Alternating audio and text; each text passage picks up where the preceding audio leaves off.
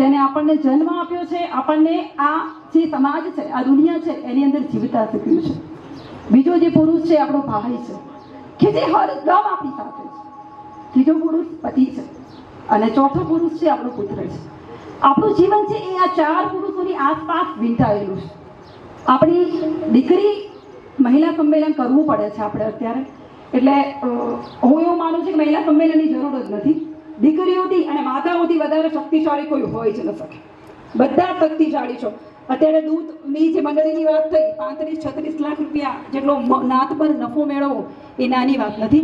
આમાં ઘણી બધી બહેનો એવી છે કે જે શ્રેષ્ઠ યોગદાન સમાજમાં અને પરિવારમાં આપી રહી છે. પિતા એની પુત્રી માટે બધું જ આપવા તૈયાર છે, બધું જ સર્વસ્વ ન્યોછાવર કરવા તૈયાર છે.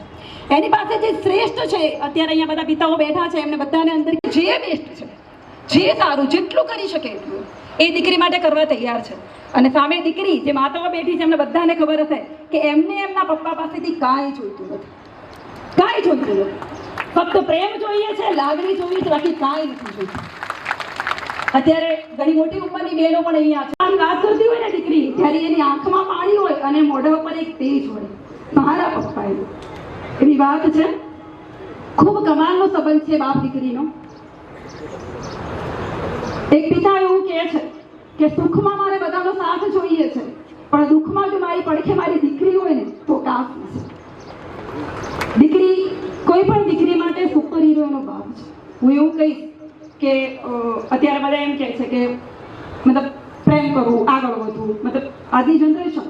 પણ હું એવું માનું છું કે કોઈ પણ સ્ત્રીનો જો પહેલો પ્રેમ હોય તો એના પિતા છે. તમે કોઈ પણ પુરુષને પહેલો પ્રેમ કર્યો, તમે વિચાર કરજો કે કોઈ પણ પુરુષ માટે તમને જો પહેલા સૌથી વધારે લાગણી તો તમારા ફાધર માટે હશે, તમારા પપ્પા માટે હશે. કોઈ પણ સ્ત્રીનો પહેલો પ્રેમ છે એના પિતા. દીકરી, મેં એક વાત કરી હમણાં, દીકરીએ ઘણી બધી વાત કરી, એમાં એને એક વાત એ પણ કરી કે પિતાનું માન છે દીકરી, એનું સન્માન છે દીકરી. આ વાતમાં ઘણું બધું કહેવાનું છે. પિતાનું માન છે, એનું સન્માન છે. સાંપ્રત પ્રવાહની અંદર ઘણા બધા પ્રશ્નો આપણે ફેસ કરી રહ્યા છીએ. જ્યારે બાપ એની દીકરીને 25 વર્ષની 20-25 વર્ષની કરે છે અને શ્રેષ્ઠ આપે છે, એનાથી થઈ શકે એટલા પ્રયત્નો કરે છે એના માટે, એને ભણાવવા માટે સારામાં સારા પ્રયત્નો કરે છે, શાળામાં સારું એજ્યુકેશન આપે છે. પહેલાનો સમય અલગ હતો કે દીકરા દીકરીનો બાયસ કદાચ હતો, અત્યારે એ નથી રહ્યું.